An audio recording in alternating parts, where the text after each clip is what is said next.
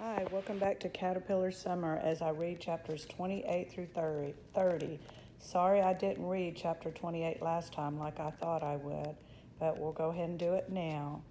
2 days before the contest, Kat and Macon sat at the kitchen counter. Macon pulled a folded piece of paper from his pocket, thought we might look at the rules before Saturday. The flyer was on the same bright green paper as the entry form had been.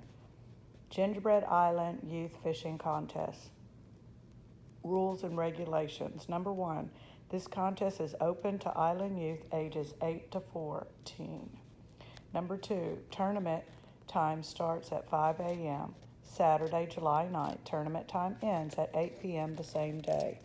Number 3, all fish must be caught on hook and line, 1 rod per entrant, which must be affixed to the pier or held by the entrant at all times. Number 4, no assistance may be received from other individuals, including baiting. Number 5, no altering of the environment or pier by contestants. Number 6, fish must be weighed immediately by official contest judge to be considered valid. Number 7, prize awarded solely on the basis of overall weight of fish caught that day. Kat looked at the starting and ending times. That's 15 hours of fishing. You can do it, said Macon. She knew she could. Over the last 3 weeks, she's become stronger, thanks to all the practice. I'll be there to keep you company, said Macon, and I know your fans will drop by, Lily, Chicken, and Harriet. Mom, too, said Kat. She smiled just thinking about it. Macon cleared his throat. I wanted to mention something. There was a challenge to your entry because you don't live here year-round. Kat worried, met Macon's eyes. All her work would be for nothing? I didn't mean to worry you, Macon said. You aren't considered a tourist because Lily and I live here full-time. Who challenged my entry? Macon folded the paper in thirds. Dean didn't say.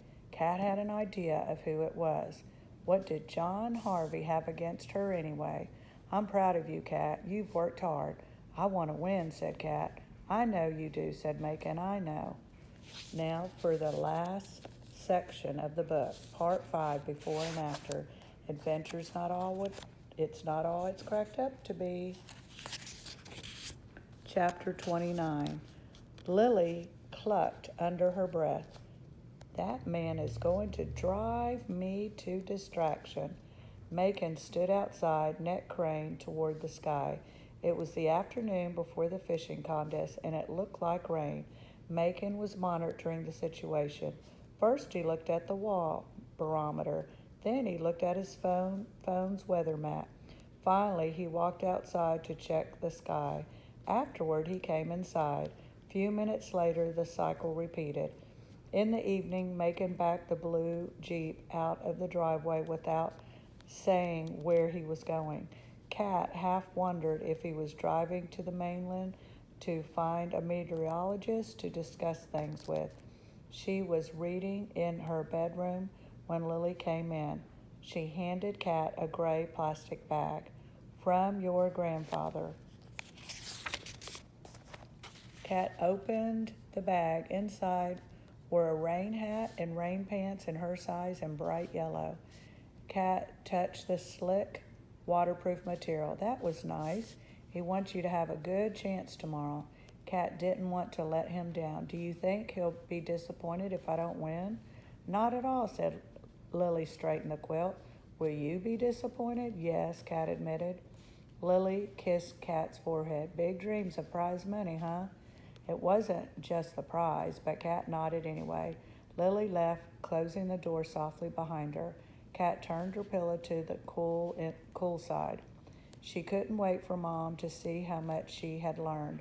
Mom would have to know it was all because of Macon.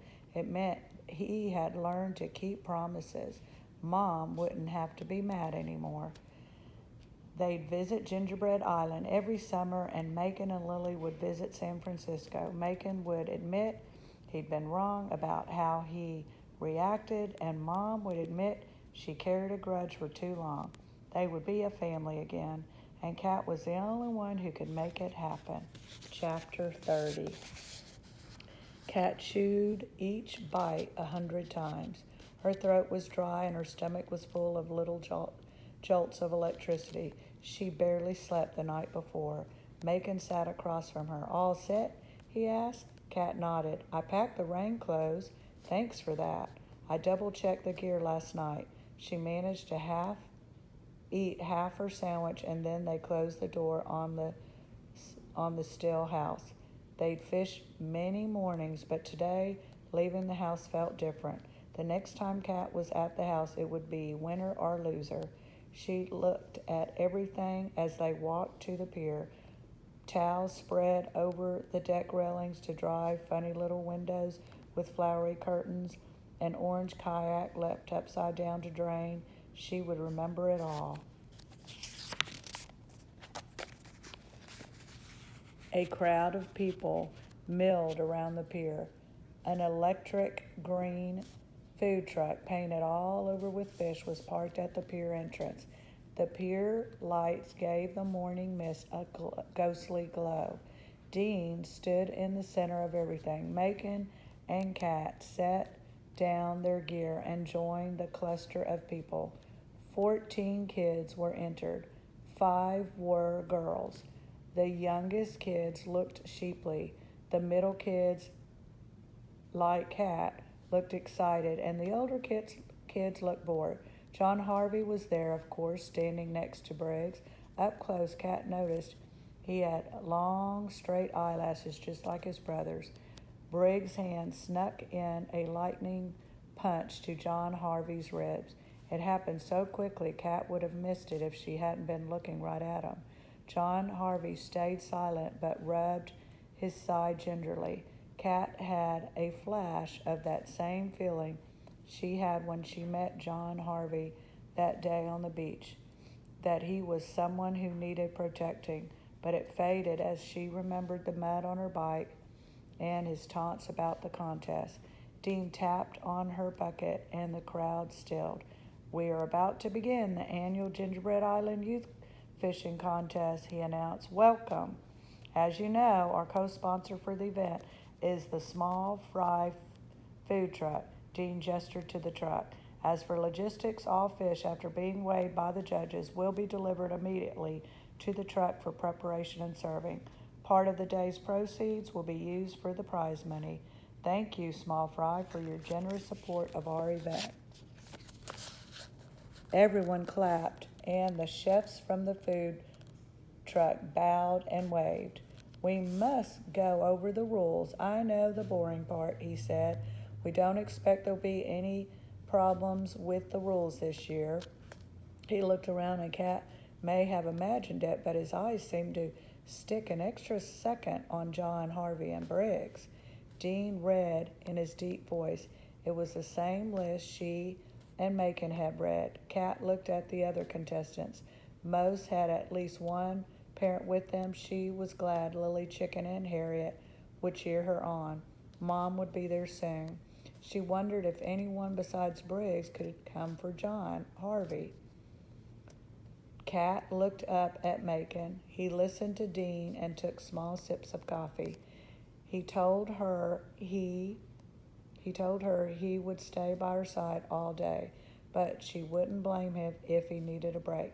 15 hours was a long day, but almost as if he could hear her thoughts, Macon looked at her and smiled the smile that crinkled his whole face. The smile said he would stick with her just like he promised.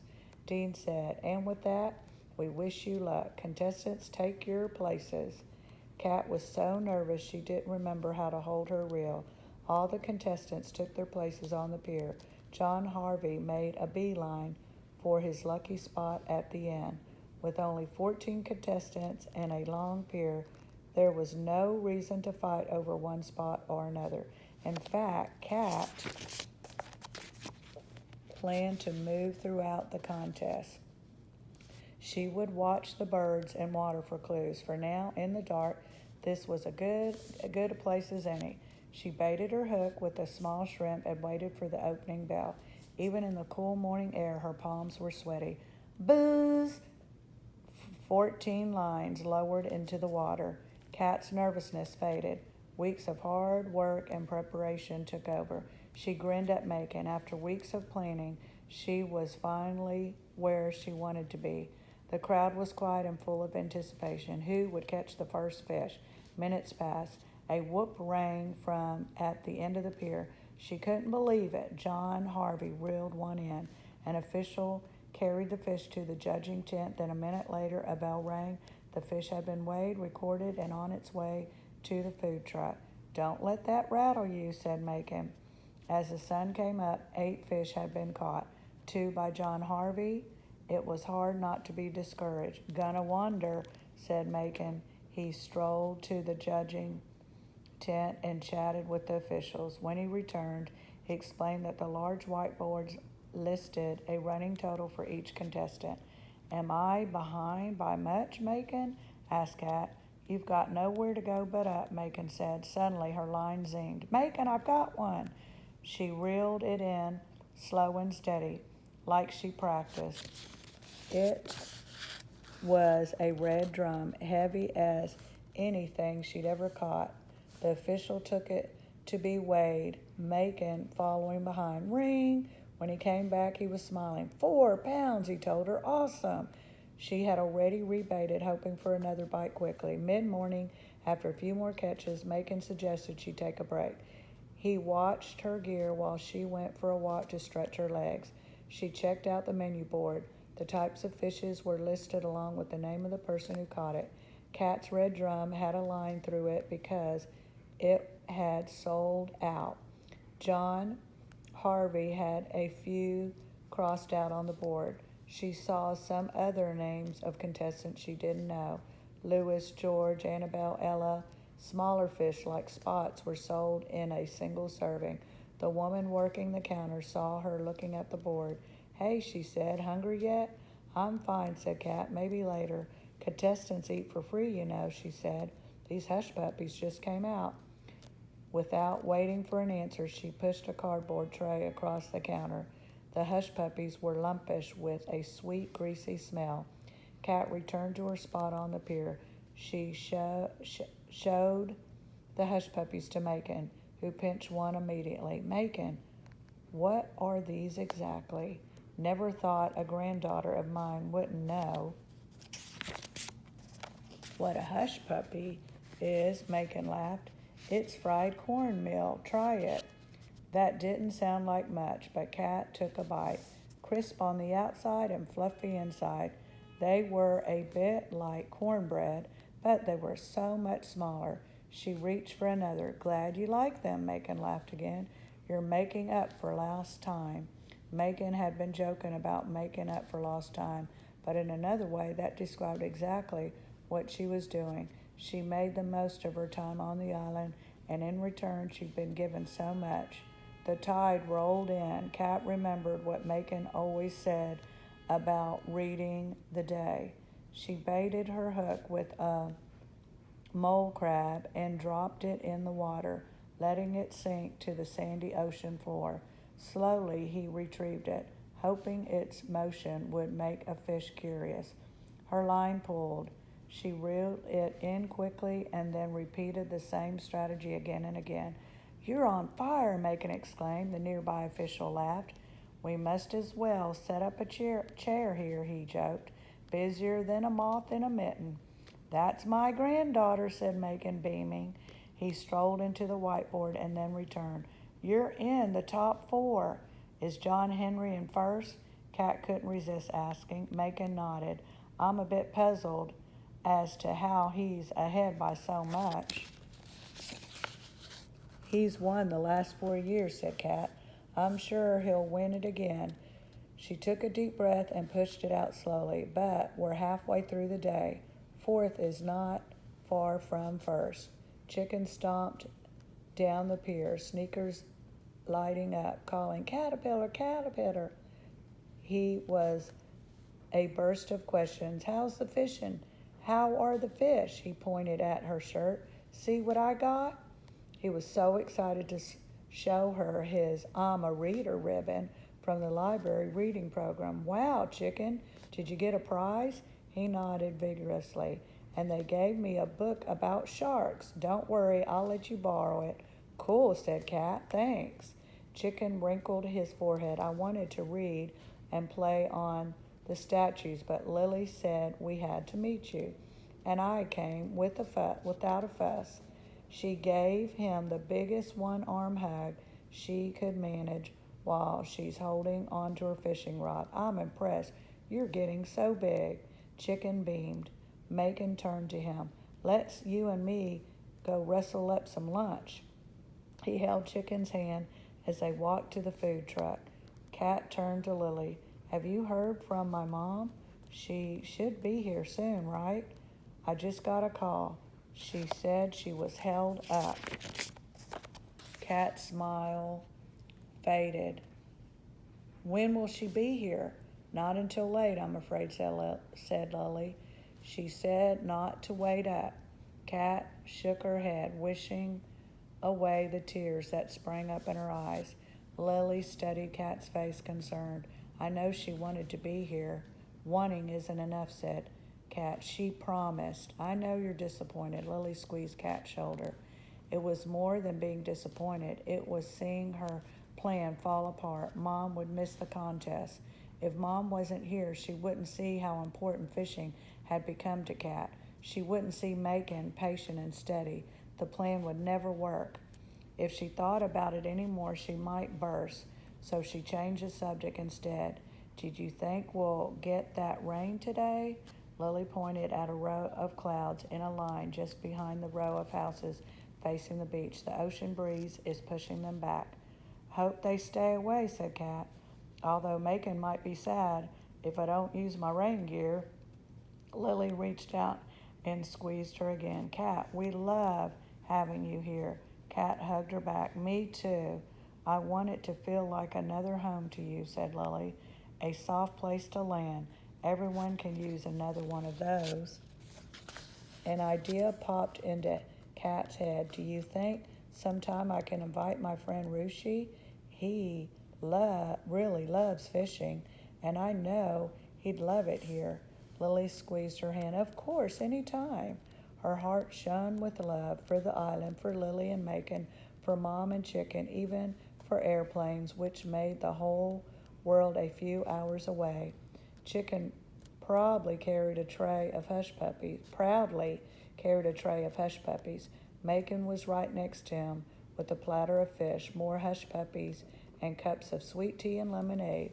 Cat affixed her line to the pier. The flavors and smells were all just right. Luckily, Macon brought a lot of napkins. Small Fry is doing a good business today, said Macon. There's a big crowd waiting. Caterpillar, your fish are delish, said Chicken. They ate and ate. Chicken slurped at the last of the lemonade. Lily kissed Macon's cheek. We'll visit this evening. She kissed Cat too. Lily and Chicken walked the length of the pier and across the sand of the path. Lily held Chicken's hand in just the right way. Macon asked Chicken how she was doing. Do you want to walk the pier? All right, said Cat. They said hello to other contestants when they passed. At the end of the pier, John Harvey was reeling in a big one. Briggs was with him, and Sutton from the golf course. Dumb luck, John Harvey, said Sutton. Briggs spat on the pier. Nothing to do with luck. Cat looked at Macon, who shrugged. The boys bragged about the weight of the fish. Cat and Macon walked away. What did he mean that it wasn't luck? Cat scrunched her forehead, thinking. Maybe he meant John Harvey doesn't need luck because he has so much skill. Fishing's at least half luck, said Macon, the way I see it, anyhow. Cat moved to a spot on the pier about halfway between two other contestants. Several pulls on her hook came in a row. She looked at Macon. That was weird, she shrugged. I tugged a bunch. Macon raised her eyebrows. And what do you think of that? Cat imagined the fish in the water not giving a neat pull, but a few. I think the fish is getting a grip on the bait. I should wait until it's set and bring it in real slow. Macon's eyes crinkled with pride. Cat waited for the tugs to stop, then slowly pulled in her line. Eventually, she saw a flat brown fish at the end of it. She'd never caught one, but recognized it anyway. "A flounder," she said. "I thought it might be," said Macon. "They take a bit to set up on the hook." A judge came over to take her flounder. When Macon returned from the weigh station, he told her the weight. "You may not be catching the most fish," said Macon, "but you're catching some nice big ones, and that'll pay off. I'm thinking like a fish makes you unstoppable." Cat grinned at him. This was about the highest praise she could ever get. She was sure of it. While she baited the hook, Macon told her he needed a walk. She watched him disappear into the crowd before dropping her line. After a few moments, she heard a voice calling. It was Harriet, along with an older boy. He was tall, with dark brown hair, and with many freckles as Harriet's. It had to be her brother. Walt got back from camping this morning," Harriet said. "Hey," said Cat. She remembered that she and Harriet had used his equipment in the early days of learning to fish. She should thank him. "Thanks so much for—" Cat started, but then stopped as Harriet caught her eye and shook her head wildly. Oh, right. They hadn't had permission to borrow the equipment exactly. Cat couldn't blab. But what could she thank him for, if not the gear? "Thanks for coming to see me in the contest," she finished awkwardly. Walt looked at her sideways. "Later." He wandered off. Cat and Harriet burst into giggles. "Thanks for coming to see me. When you've never even met him, he probably thinks you're in love with him," said Harriet. Cat groaned. "I can't believe I said that." "He would freak if he knew we used his gear," said Harriet. "I know, I forgot," said Cat. "Oh, well," said Harriet, "a minute of awkwardness is better than hearing him complain for my entire life." It was easy for Harriet to say. Cat peeked over her shoulder and saw Walt and Lewis talking. Briggs stopped to talk to him, too. "Is Walt friends with John Harvey's brother?" Cat asked. Harriet shrugged. "They're in the same grade." Walt returned, shaking his head. "What happened?" asked Harriet. "Briggs is positive John Harvey will win," said Walt. "He wanted to make a bet." "Is he winning now?" said Harriet. "Never mind, he probably is." "He is," said Walt, by a pretty big amount." "I don't get it," said Harriet. "Me neither," said Walt. Raindrops spattered to the ground. "Uh-oh," said Walt, looking at the sky. It looks like the storm is rolling in after all." He and Harriet left, Harriet promising to return later. The afternoon wore on, the rain light but steady. Cat was glad to have her rain gear. Macon held his umbrella over Cat's head to keep her dry. "Are Lily and Chicken coming back?" Cat asked. "Not if this rain continues. They'll wait up for you at home." Cat checked her watch. Only 4 hours left until the contest was over. John Harvey had maintained his lead. Cat, Lewis, Ella, and George were all in the running for second place. Macon walked down to the food truck and returned with more fish and hush puppies. "There was a little of your flounder left, so I got that," he said. "The fish was hot and flaked when she bit it." "Nothing like fish you caught yourself," Cat said. Macon dunked a hush puppy in sauce. "Couldn't agree more." They sat under the umbrella and looked out at the gray ocean. "Thanks, Macon," said Cat.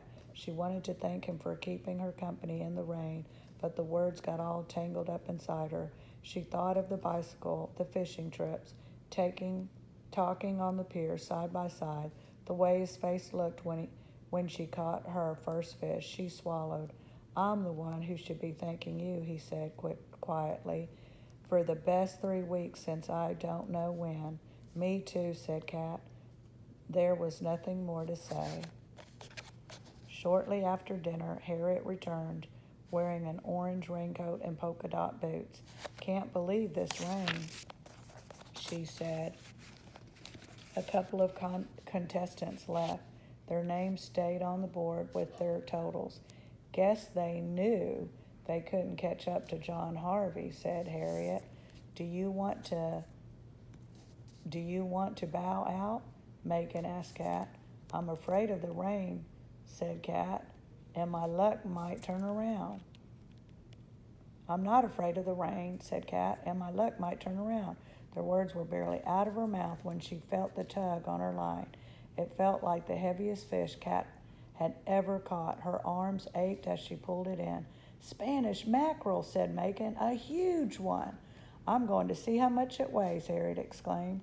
She went to the judging table. Ring! When she reported back, she told Kat it weighed over 5 pounds. Wow, said Kat, that's good. Harriet and Megan stood with her as she brought in a spot and another flounder. The judging official didn't come over for the flounder. They looked around. The tent was empty. At the end of the pier was a small knot of people. She couldn't see John Harvey. What's going on? Asked Kat. Did John Harvey catch a big one? Can't tell, said Megan. The rain made it hard to see. There was a movement in the crowd and some raised voices. Then activity quieted. The cluster of people parted. Briggs came first, his hands shoved deep in his pockets. He looked around, glaring, and took fast steps. John Harvey came next. His face was red, and he looked at the ground. Whispered conversations bubbled up the moment they were out of sight. What in the world? Asked Harriet. We'll find out soon enough, said Megan. The judges returned to the tent. Harriet said, I'm going to have to listen. Harriet sidled up to the tent and leaned against it, every cell of her body straining to hear. Finally, she hurried back and ducked under Kat's umbrella. Harry's eyes were widened. John Harvey was disqualified. What? Asked Kat and Megan together. He broke a rule. It sounded like they were saying that he put cinder blocks in the water at the end of the pier. Why would he do that? Ah, said Megan. He created an artificial reef. Kat looked at Harriet, who shrugged. Artificial reef? Fish love little rocks and crannies, said Megan. A reef creates an area where fish can grow and thrive. Harriet let out a low whistle. That's pretty smart. Smart and illegal, said Megan.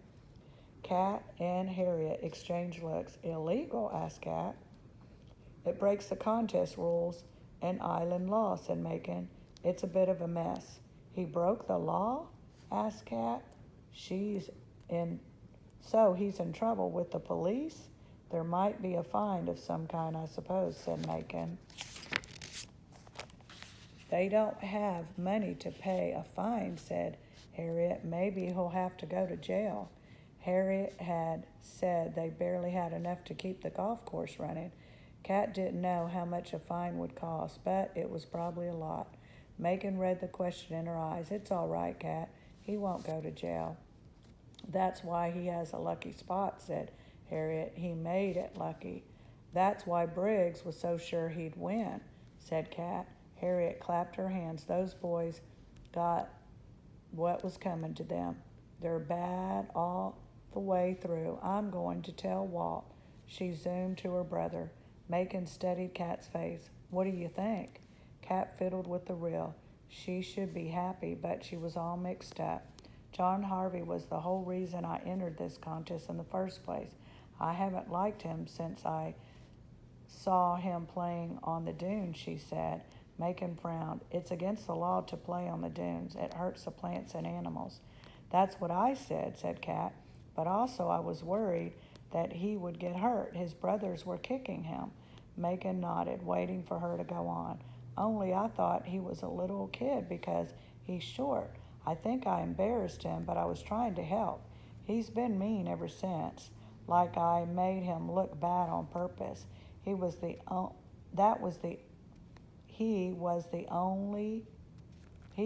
one that put mud on my bike. I just know it. Megan rubbed the sides of his face thoughtfully. Harriet says he's bad all the way through. What do you think about that? Kat didn't know what to think. It was easier to think of John Harvey as one thing, as a bad kid. But when she thought of his smirk, she also saw his wide, open smile with the playground kids. His scratchy voice bragging about fishing trophies was the same voice that warned her about chicken at the parade. The truth was that John Harvey wasn't one way or the other. He was good and bad at the same time. I used to believe in people being all good or all bad, she said, but now I don't. Most people are good and bad, all mixed together. Megan looked prouder than when she pulled in a mackerel. They stood like that for a moment, listening to the waves. Harriet's footsteps pounded on the pier. Cat, I checked the board. With Harvey gone, you have a chance to win. Cat held up her hand. Don't tell me the numbers. I don't want to know. Macon smiled to himself. Atta girl, he said quietly. The only thing to do was wait. The sky pinked and the sun set. Before she knew it, the final bell clanged. She had caught many more fish, but was it enough? The contestants circled the judging tent. The rain turned to a drizzle. Macon held the umbrella above Kat and Harriet. First off, the judges and I are proud of you contestants, said Dean, and y'all have shown dedication to the great sport of fishing. We are most pleased to see the future of fishing on Gingerbread Island. The crowd applauded lightly. Harriet whistled.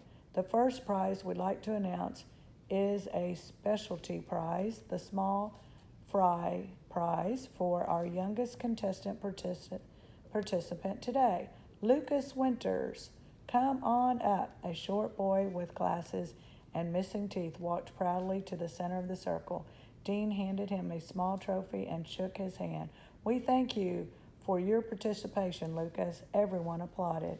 We'd also like to take the opportunity to thank the Small Fry food truck for the sponsorship and support. The top 3 winners will receive a cash prize, $100 for third place, $300 for second place, and for our grand prize first place winner, $500. That was lots of clapping, and there were lots of clapping and whistling. Harriet leaned over to Kat. Did he say $500? Kat closed her eyes. She hoped she would be in the top 3. In third place, Ella Patterson. Ella bounced up to shake hands with Dean. In second place, Dean smiled as big as he read the paper. Cat Gladwell! Harriet screamed and pounded her back. Macon whistled and stomped his feet. Cat was frozen. They read her name. Finally, Harriet gave her a little shove.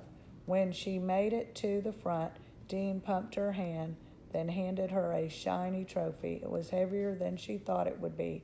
Kat stood next to Ella and listened to Dean announce that Louis Bustamante, Walt's friend, had won first. He held his hands up over his head like a prize fighter, which got some laughs. After shaking Dean's hand, he took his trophy and lined up with the girls. Kat leaned over to Louis so he could hear her over the cheers. Congratulations, Louis. He smiled back at her. You too, Kat. You too, Ella. The crowd held up phones and cameras, flashes snapping, cameras beeping. A reporter from the Weekly Wave had a big camera and a bigger flash. Kat felt dazed. When the pictures were done, Macon and Harriet were waiting for her. You did it, said Harriet. Atta girl, said Macon, hugging her. Harriet reached out her hand. Let me see that shiny thing. Kat passed her the trophy. It's enormous. Harriet pretended to stagger under the weight. As they talked, Dean and Miss Willis came over. Dean shook hands with Macon and Kat. Tune in next time as we finish the book.